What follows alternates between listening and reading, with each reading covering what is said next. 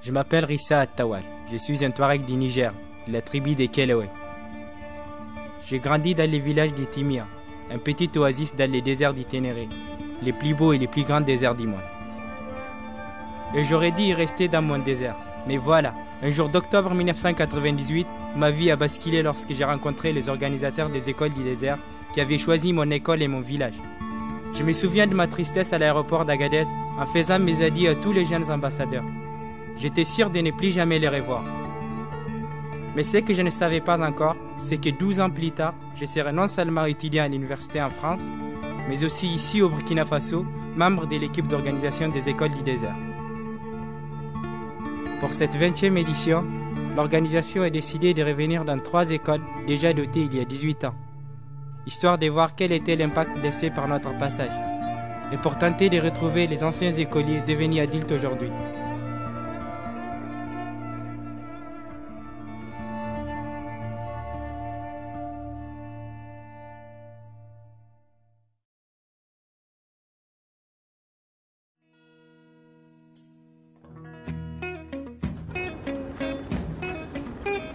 Audrey est revenue cette année en tant qu'animatrice. Elle a rendez-vous avec l'histoire, son histoire. Les gens ils sont vachement accueillants parce que tout au long de la route ils nous disent tous bonjour et puis juste leur dire bonjour et ils sourient, ils sont vachement contents. Ils crient comme ça, ils sont heureux. En fait on refait le même chemin que celui qu'on avait fait à l'époque, quasiment. Il y a d'autres villages qui sont les mêmes. Ça te fait quoi retourner là-bas?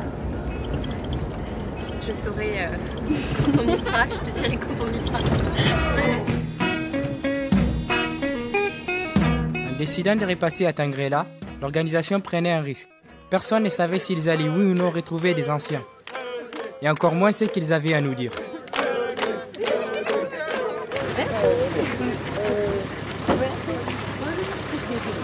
Quel souvenir tu gardes de notre passage il y a plusieurs années alors que tu étais jeune élève? 1994. Pendant que j'y pense, j'ai l'impression que c'est là, à partir de là, que j'ai pris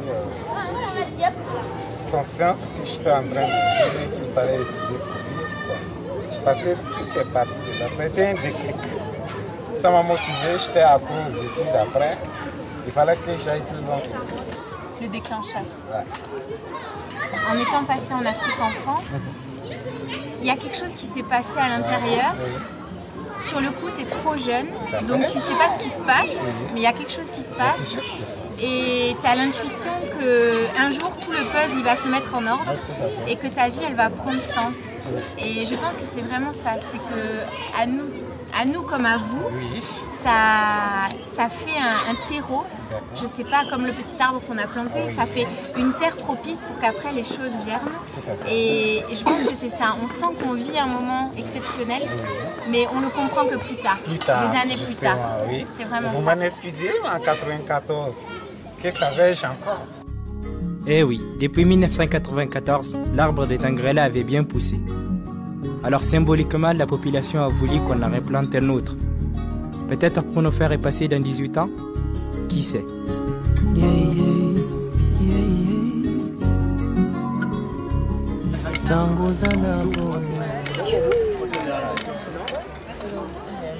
Les animations sont tous les jours différentes sur les écoles du désert. Ici, à Tangrela, l'organisation a placé les Jeux Olympiques dès les premiers jours, histoire de faciliter les contacts, et ça marche plutôt bien.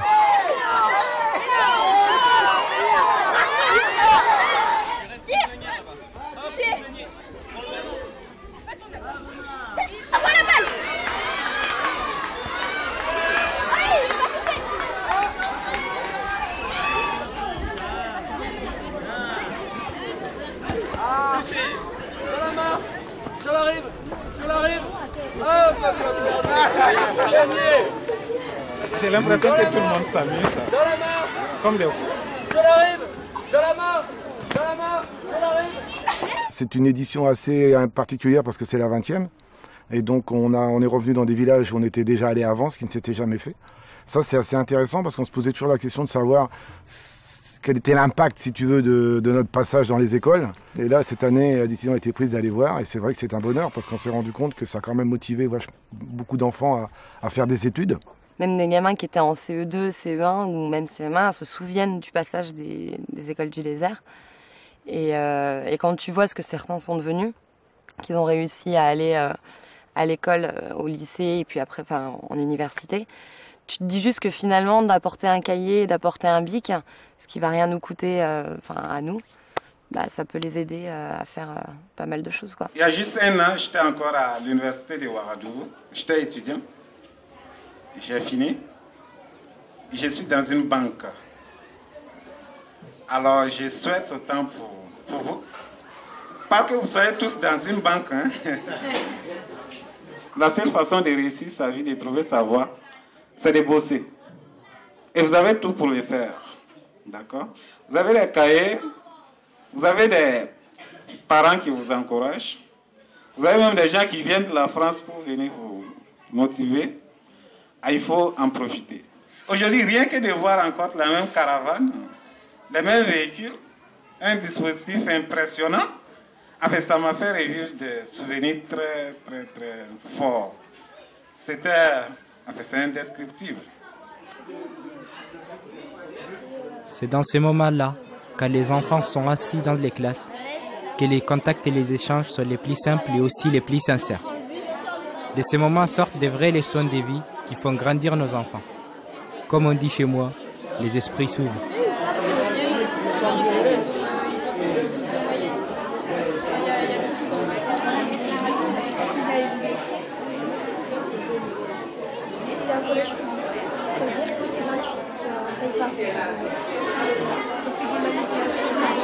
Nous, on n'a pas d'ardoise ici. C'est à l'école primaire. D'accord.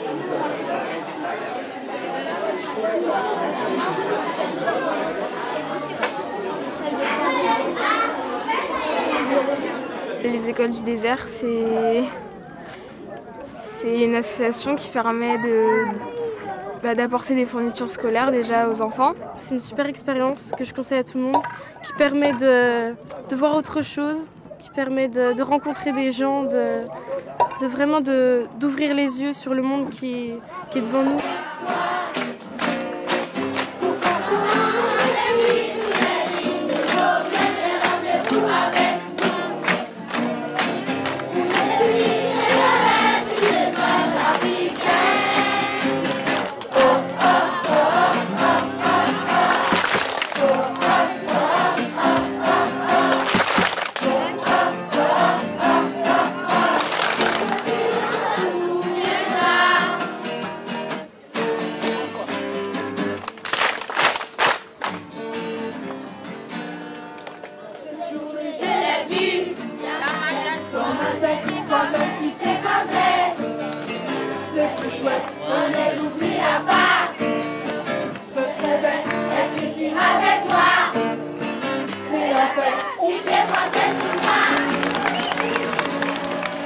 Pour moi, ce serait une action humanitaire qui profite à ceux qui en ont pas assez. Que nous, ça nous permet aussi de vivre quelque chose qu'on vivra qu'une fois dans notre vie.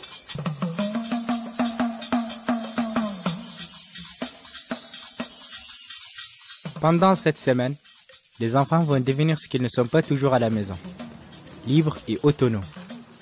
Mais surtout, ils réalisent qu'ils sont ici pour accomplir une mission.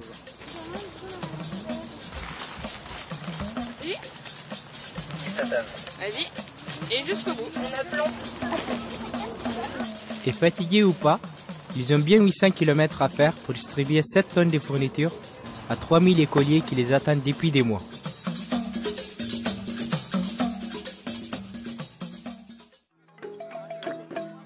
Torosso, c'est l'école d'Iboudimu. Loin de tout, au bout d'une piste impraticable, et donc loin des circuits touristiques. C'est simple, les enfants de 6 ans n'avaient jamais vu des blancs. Alors comme souvent, c'est là que l'accueil est le plus émouvant. Quand on est arrivé, quand ils ont tous chanté, en fait je me suis pas retenue, j'ai pleuré, on a pleuré toutes les deux avec le lit. On sent vraiment ça fait quelque chose parce qu'on se dit vraiment, on ne pensait pas, on vit en France, alors les gens ils sont pas vraiment comme ça. Donc on pensait pas qu'ils allaient tous chanter pour nous et vraiment ça nous a fait vraiment plaisir.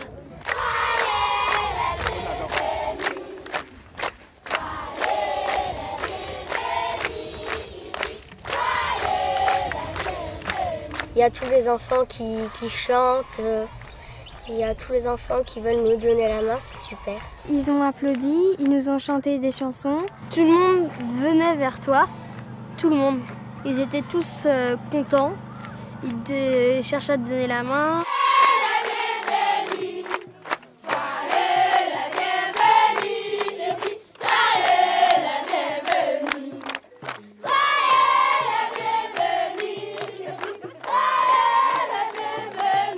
Vu la chaleur de votre accueil, on a décidé de vous offrir un panneau solaire.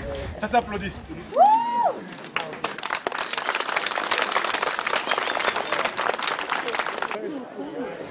Depuis 20 ans, quand ils le peuvent, les organisateurs font des petites choses en plus dont ils ne parlent pas. Construction d'un puits, réparation d'une école en ruine, création d'une cantine, dotation des sacs de mil lors des années des famines, ou encore comme ici, l'installation d'un panneau solaire pour éclairer les classes.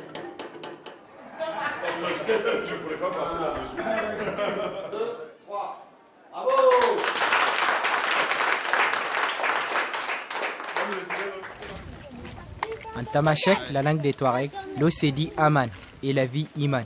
C'est presque les mêmes mots, car dans les déserts comme dans la brousse, l'eau c'est la vie. À Torosso, il n'y a pas de puits mais juste une source. Hélas, trop loin du village. Nous, on a tout ce qu'on veut. Par exemple, pour l'eau, les femmes elles sont obligées d'aller la chercher. Alors que nous, on tourne sur un robinet et c'est bon. On voit la pauvreté par rapport à nous. Parce que par exemple, on nous demande de faire une tâche ménagère ou quoi, on dit tout de suite non. Mais ici, quand on regarde par rapport à ici, c'est vraiment impressionnant tout ce qu'ils font, surtout les filles. Les jeunes filles étaient un petit peu choquées à Torosso de voir que leurs petites camarades de burkinabé, ce sont elles qui systématiquement vont chercher l'eau, que les garçons ne font rien. Donc les filles ont réagi, donc c'est bien, on se rend compte que ça bouge et on n'a pas la sensation de prêcher dans le désert. Je pense que nos enfants reviennent changés, reviennent enrichis et peut-être avec un regard nouveau sur l'Afrique et sur le monde qui les entoure. Allez. Alors, estimation, combien de kilos? 5. Ouais. Vous faites un petit passage pour remonter. Hein. La planche, vraiment.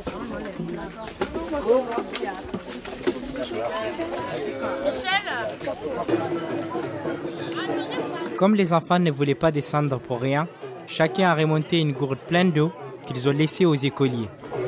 Nous, il nous manque le superflu et il leur manque le nécessaire. Nous, on a tout ce qu'on veut et c'est la galère.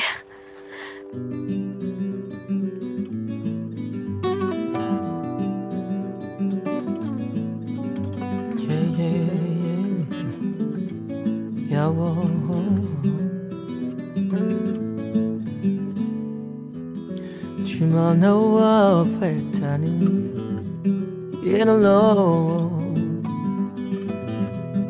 Kim Lando water, Taminabo, yeah, whoa. Tiamano awena, Teti, Semla Boba, Tiamina Wobe, Tengue, Adebe. À Fabidougou, petit village perché en haut de la falaise de Banfora, l'organisation avait décidé de réparer les forages qui étaient en panne depuis longtemps. Cela a été un moment incroyable pour tous les groupes, qui, comme toujours sur les écoles du désert, a été acteur et pas simplement spectateur. Ces jours-là, j'ai vraiment senti que les enfants étaient fiers de ce qu'ils venaient de faire. Et ils avaient bien raison. Ils ne le font pas, c'est moi qui le rajoute parce que ça protège. Et on va tout voir.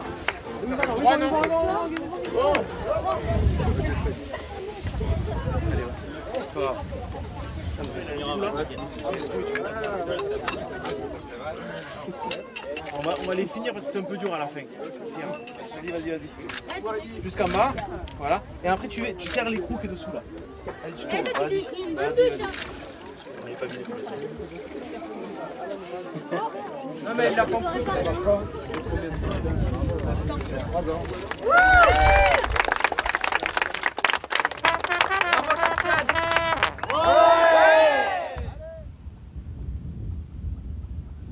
suis né à Tamanrasset, une ville au sud d'Algérie, c'est une oasis. J'ai passé 5 ans là-bas avant que mon père, qui est nigérien, me ramène au Niger pour que je puisse faire des études. À l'âge de 9 ans, c'est là que j'ai rencontré les écoles du désert parce qu'ils étaient des passages dans mon école. C'est pendant ce moment que Daniel cherchait un enfant qui parle français. Je me suis présenté, elle m'a demandé mon nom, mon prénom, mon âge. J'avais répondu impeccablement. Après, je lui ai montré les bureaux du directeur et je ne l'avais pas lâché du tout. C'est-à-dire que j'avais gardé sa main pendant toute la journée. En fait, mon horizon pour moi, à 7 ans, c'était juste le village d'Etimia, l'école primaire d'Etimia. Pour moi, la vie, elle se résumait au village d'Etimia, les alentours et l'école primaire d'Etimia. En fait, si je n'avais pas rencontré les écoles du désert, je crois que mes études s'arrêteraient après mon certificat, après l'école primaire.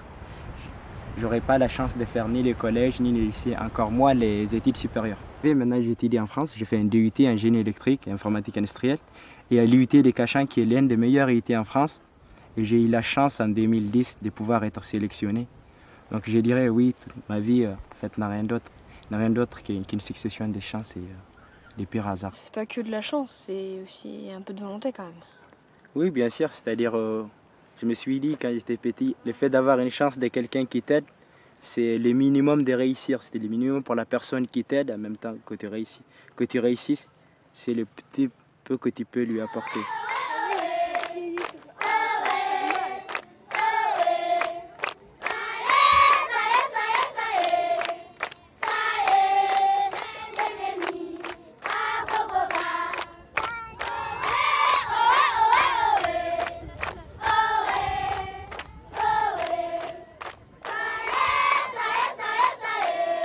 En arrivant à Gogoba et en entrant dans les classes de cette école faite de paille et de terre, les enfants étaient très émus. Du coup, l'envie de communiquer a été encore plus forte que dans les autres écoles. Comment tu t'appelles? Parce que là, on se heurte, comme on l'a dit déjà, maintenant vous savez, depuis le début du voyage, on se heurte aux traditions, on se heurte aux coutumes. Je sais pas en fait avec toi. Et toi? Non. Quel âge as-tu? Les années, le nombre d'années que tu as. Ouais, c'est dur, hein. 8. 8 Et t'es en quelle classe? Souvent, on le sait. C'est toi qui les as fait tes bracelets? C'est joli. Je pense que le Tu sais son prénom? Elle s'appelle comment? Non. Comment elle s'appelle? T'as une sœur? T'as une sœur? Moi, quand j'avais mangé l'enfant, T'as une sœur? parce que j'ai le même. Une sœur. tout ça soit officialisé, tout ça soit vraiment mis en route, ça tourne. Le maître, l'air d'enfant, connaissance. Ils sont timides, mais si on leur parle, ils nous répondent. Ils sont pas, ils ont pas peur de nous. Ils sont juste un peu intimidés parce qu'ils nous ont jamais vus déjà. Les écoles, souvent, c'est très loin et les parents, souvent, ils n'envoient pas les enfants parce que ça coûte trop cher d'acheter des fournitures pour l'école. Donc, comme on en a ramené, les enfants, ils iront plus à l'école maintenant.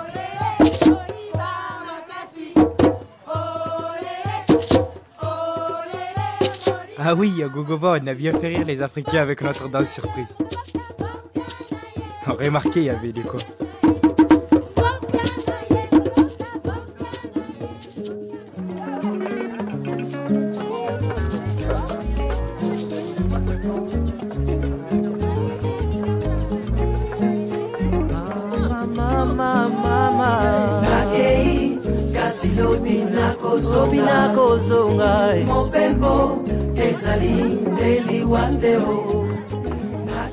Ce voyage, c'est quelque chose qui a beaucoup compté dans le reste de ma vie par la suite. Beaucoup de choix que j'ai eu à faire ont été faits en fonction de ce que j'ai pu vivre là-bas, dans le sens où je pense que ça m'a donné une assurance et la volonté de faire quelque chose derrière. On va dire, je pense que ça va changer parce que Catel n'arrête pas de dire ça va te changer, mais elle me l'aurait pas dit. Pour moi, pour l'instant, je me rends pas encore compte, quoi.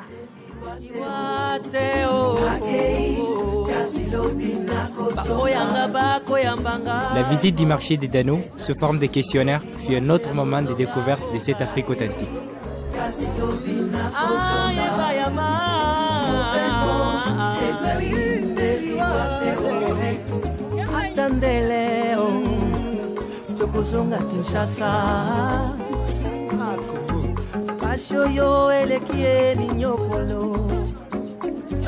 Bukaya mupaya pasi baninga atandele tokozonga Kinshasa o pembeni ya bayeba nakayo. En fait, on est des aventuriers en gros. On découvre plein de choses, on apprend, on se cultive.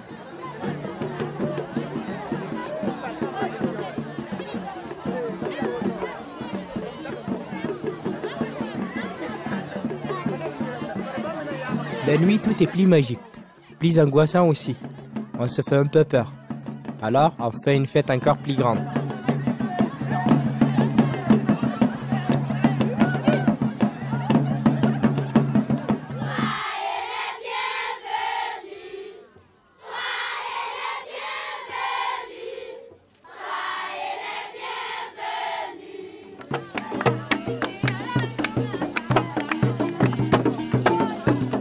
Ça me fait rire de voir ces petits Européens qui, il y a seulement 3 jours, n'avaient jamais pris l'avion, n'avaient jamais quitté leurs parents et qui, là, en pleine brousse africaine, sont en train de danser comme des fous au milieu de 2000 personnes. On se lâche.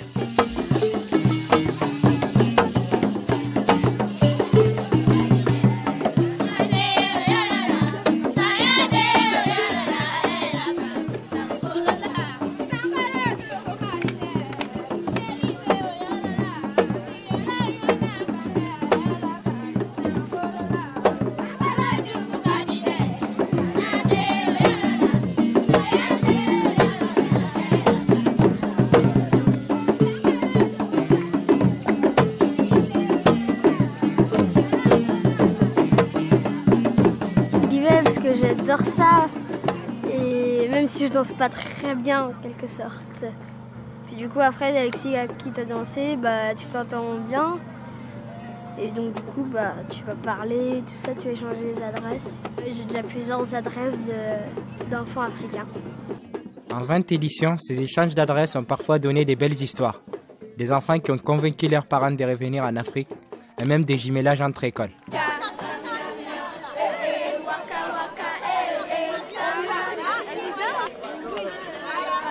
Ce soir-là, on a fait une grande chaîne pour faire passer les fournitures scolaires.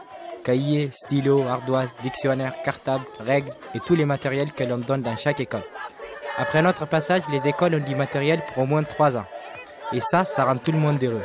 Ceux qui donnent et ceux qui reçoivent. Comme m'a dit un enfant ce soir-là, c'est tellement bon de sentir qu'on a fait un truc bien.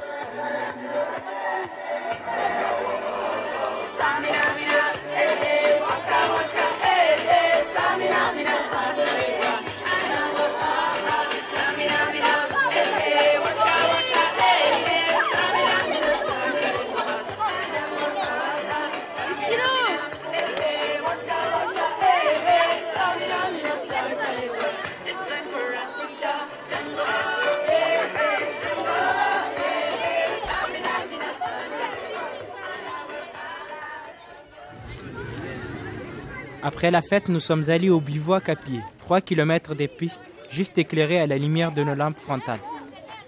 Encore un grand moment pour ces petits aventuriers. Très très bon ça.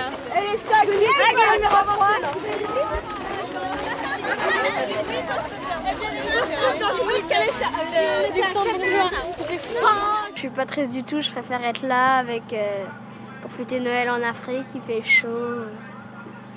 Je pense que ça va être mon plus beau Noël de la vie. Donc, les petits habitants du Burkina Faso, ce sont les Burkinabos.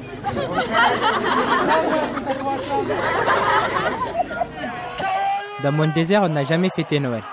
Mais je sais que c'est un soir important pour les enfants. En fait, on ne sait pas si le fait de partir pendant Noël, c'est plus dur pour les parents ou les enfants. Tout ce que je peux vous dire, c'est que pour ces aventuriers, ça n'a pas du tout été un problème. Mais ne le dites pas aux parents. Et on a même fêté les 20 ans des écoles du désert.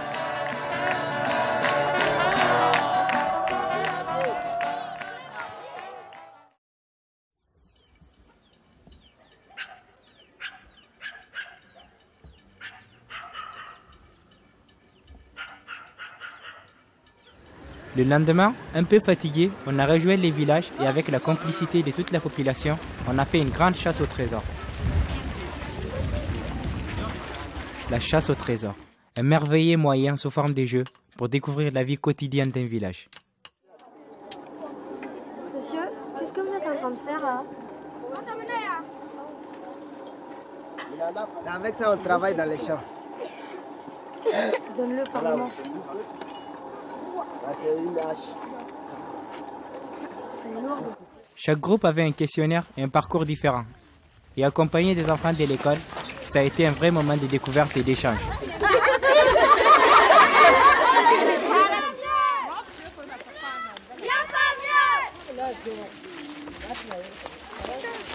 Il est profond? Bah vas-y, saute, tu verras. Oui, il est profond. Hein. Ah ouais. Et c'est quoi la question?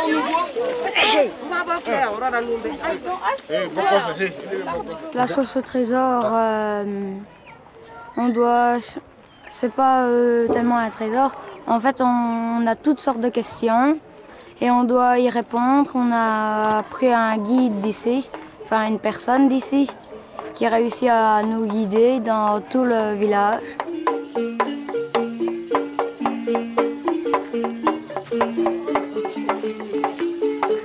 Le village il est magnifique parce que les gens ils ont rien et ils sont juste adorables et la chasse au trésor c'est marrant parce qu'on découvre comment les gens ils vivent et on se rend compte que c'est hyper différent. C'est impressionnant par rapport à chez nous et donc moi je le garderai toujours avec les petits enfants qui me serrent la main comme ça. J'avais jamais vu ça et c'est très accueillant.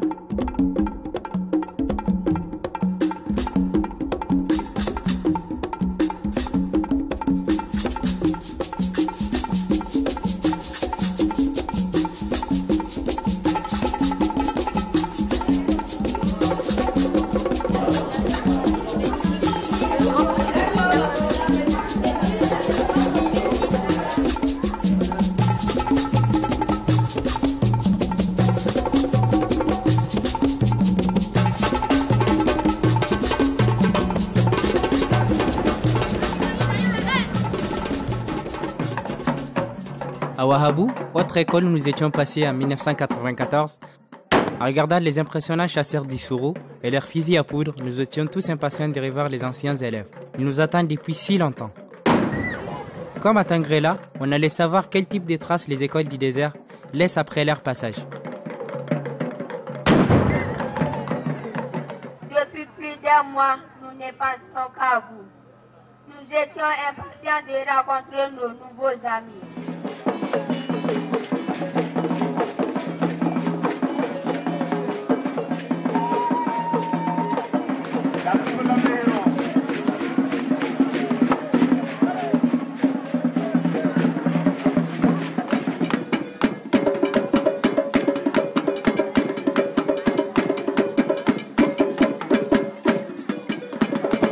Jusqu'au bout, les enfants appliquent la principale consigne de l'organisation. Profiter de chaque instant. Applaudissez-la, mesdames et messieurs. Merci. J'ai été l'élève qui a fait le discours en 1994 parce que non seulement j'étais un élève qui travaillait bien en classe et j'ai été choisi plus précisément parce que je faisais une bonne lecture. Nous, les élèves des écoles de Wahabou, vous souhaitons à tous la bienvenue. C'est la première fois pour nous de voir autant de Blancs arriver dans notre village.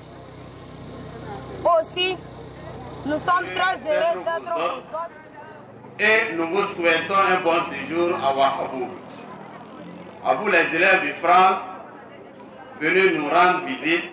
Nous vous souhaitons beaucoup de plaisir et beaucoup de joie au cours de votre voyage à travers notre pays.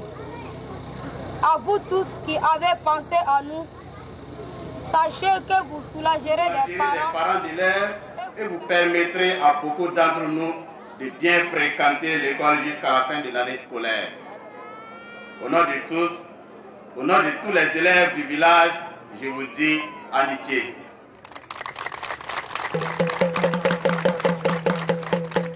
Nous sommes à Wahabou, dans une classe de CM2. Je me rappelle, après votre passage, chaque maître essayait de stimuler ses élèves à cause de ses fournitures. On nous disait, à la fin du trimestre, les 5 premiers de sa classe auront tant de cahiers, tant de bics. Donc, chacun grouillait pour être parmi les 5 premiers de la classe. Même si tout le monde ne pouvait pas être 5 premiers, ça avait un impact sur les moyennes de la classe. La dotation que vous avez donnée, le directeur a dit, bon, les 5 premiers, on vous donne 5 cahiers et des bics. Bon, j'étais parmi les 5 premiers, puis ça me faisait plaisir de bosser. En ce moment, je bossais. Bon, après ça, j'ai fait la secondaire. La 4e, j'ai eu la moyenne. Bon, en 3e, les moyens financiers me manquaient. Donc, c'est en ce temps que j'ai arrêté l'école. Puis j'étais là assis au village, je ne faisais rien. À un moment donné, j'ai dit non. Un garçon doit toujours se battre. J'ai commencé à aller au champ. J'ai fait un champ de coton, je me débrouillais là-bas.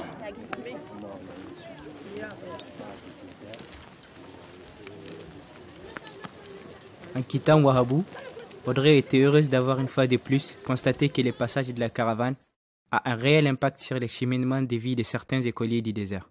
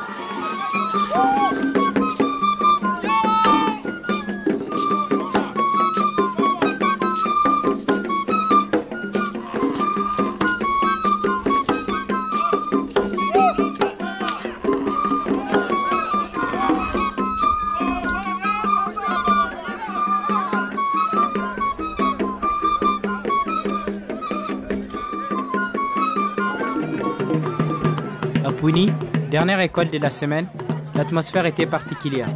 Dernière école, donc dernières émotions, dernière danse. Tous les groupes avaient envie d'en profiter. Peut-être encore plus que les autres jours.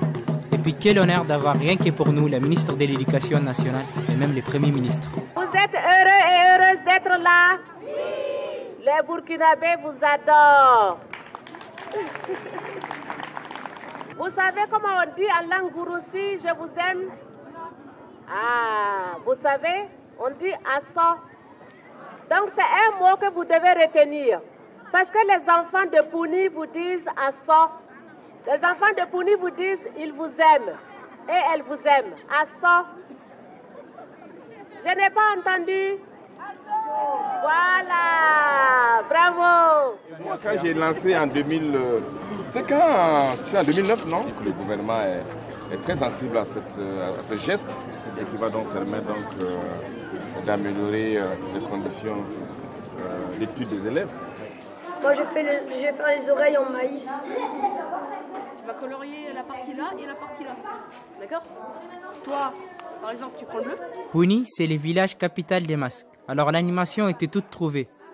On s'est tous rappelé que tout avait commencé par les concours de dessin des masques chez Cora. Eh oui, la boucle était bouclée. On peut mettre du maïs, ça le fait bien aussi. Ah ouais?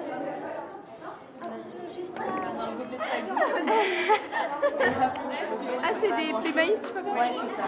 Alors, qu'est-ce qu'il pourrait faire d'autre? Moi, tu sais où j'avais mis les noix? Regarde. Regarde. Ah, ça c'est parfait. Moi, j'avais peint. Ah, mais ouais, des noix, et on peut les colorier. Est-ce que vous voulez qu'on mette des petites graines là-dessus? Vous êtes d'accord? l'école ici. C'est bien. Voilà, ça va. Il est trop beau. Moi, je précise. Viens, je t'envoie un verre dans la main et tu coules. Oui, mais il n'y a pas de colle là. Attends, je t'envoie juste faire un truc. Mets-la, parce que là, on fera un plaire plus précis, on fait le plus gros déjà. Ah oui. Désolée, je vais encore l'utiliser.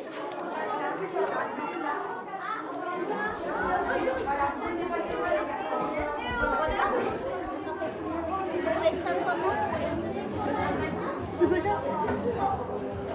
Ça. Bah colorie le quoi? Non. Hop là. Je t'aide un peu. Tout le monde s'est appliqué pour ces dessins, car même si personne n'osait en parler, on savait tous qu'on vivait là nos derniers moments sur les écoles du désert. Tu veux nous aider à les coller ici là? On ne peut vivre cette aventure qu'une seule fois dans notre vie. C'est ça qui est à la fois très beau, très émouvant, et c'est peut-être pour ça aussi que ça laisse autant de traces. Bah déjà, je vais plus gaspiller. Ça m'a soigné, je vais plus gaspiller. Je vais faire attention à ce que je fais. Je vais bien travailler à l'école. Avant de partir aux écoles du désert, j'étais pas une très bonne élève, j'étais plutôt une élève moyenne. Et je suis revenue, et du jour au lendemain, tout le monde était content de moi à l'école, j'avais des bonnes notes. Même moi, je me suis étonnée moi-même, je me suis dit, mais j'ai des bonnes notes, je n'ai même pas spécialement travaillé finalement. Je m'étais juste mis à écouter en classe et à m'intéresser à ce qu'on me disait en fait. Quand on fait les donations, quand on voit les yeux qui pétillent, ils sont super joyeux. Ils viennent nous tenir la main, c'est émouvant.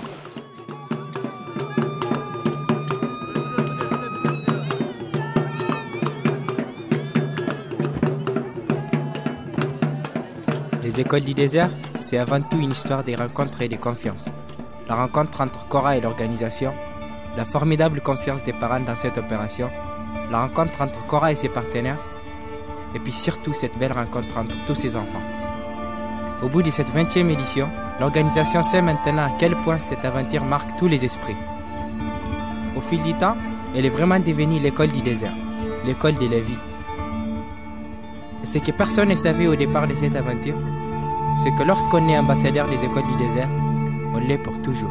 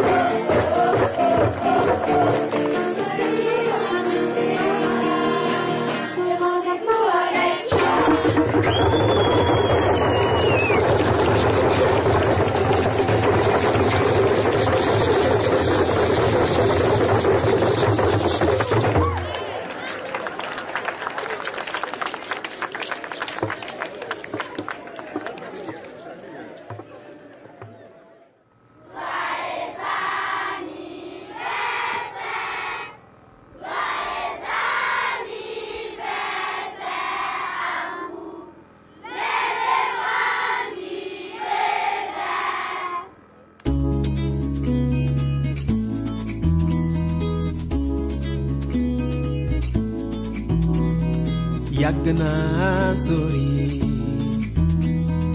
am naa ñu sori fii loo sori sori mu la dàq ñaawoo suma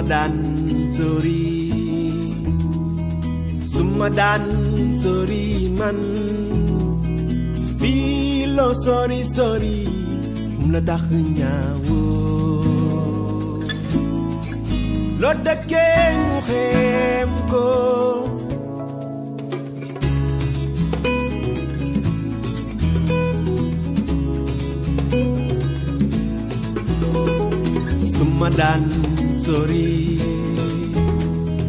suma daan sori man fii loo sori sori mu la dàq ñaawoo yàgg naa sori am naa ñu sori ne fii loo sori sori mu la dàq ñaawoo loo dëkkee ñu xeem ko nga bàyyi yow sa ginnaaw loo dëkkee ñu xeem ko bam xaan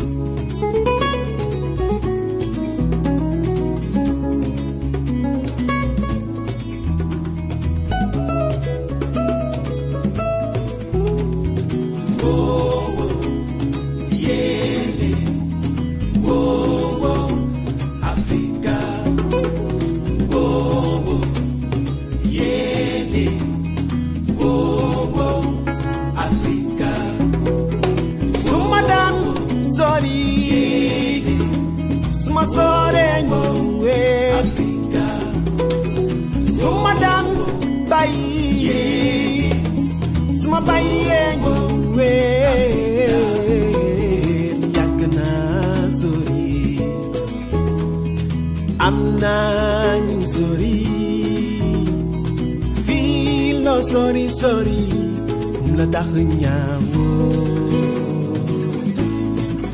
loo dëkkee ñu xeem ko nga bàyyi yow sa ginnaaw loo dëkkee ñu xeem ko man yow xamuñu yow loo yëndoo loo dëkkee